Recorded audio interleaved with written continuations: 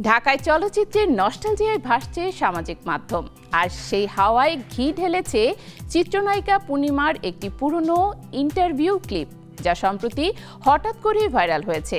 ভিডিওটিতে নায়িকা অকপটে শেয়ার করেছেন তার ক্যারিয়ারের শুরুর দিকের কিছু অজানা গল্প, আর তাতেই যেন আগুনে ঘি পড়েছে।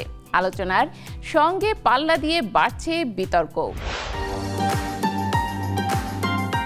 ভিডিওটিতে পূর্ণিমা বলেন, ফেরদৌস, আমিন খান তারা তখন ঠিকঠাক কোনো নায়িকার সঙ্গে রোমান্টিক কেমিস্ট্রি জমাতে পারছিলেন না। সবাই তখন শাবনূর আপুর দিকেই ঝুঁকে পড়েছিলেন। এরপর পূর্ণিমা জানান, তিনি নিজেই উদ্যোগ নিয়ে মান্নার সঙ্গে জুটি বাঁধার চেষ্টা করেন। আমি চাইলাম মান্না ভাইয়ের সঙ্গে জুটি করতে। মান্না ভাইও বললেন, চল কাজ করি। আমরা করলাম, আর হিটও করলাম, বলেই মৃদু হাসি।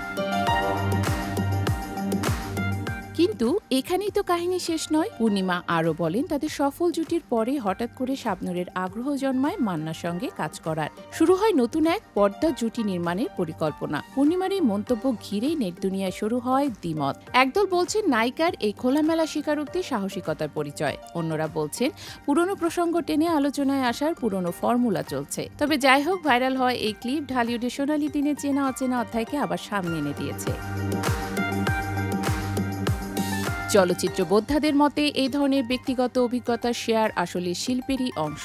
এসব গল্পে পাওয়া যায় সময়ের প্রতিচ্ছবি, জানা যায় তারকাদের ওঠানামা, সম্পর্কের টানাপোড়েন আর হিট জুটিগুলোর জন্মপথ। যদিও পূর্ণিমা কিংবা শাবনূর কেউই এখনো এ নিয়ে নতুন করে মুখ খোলেননি, তবে দর্শক ভক্তরা ঠিকই নিজেদের মতো করে ব্যাখ্যা করে নিচ্ছেন গল্পের পেছনের গল্প। কেউ বলছেন পূর্ণিমায় ছিলেন গেম চেঞ্জার, কেউ আবার ঠাট্টা করে লিখেছেন পর্দার প্রেম পিছনে কারাকারি, এটাই ঢালিউড।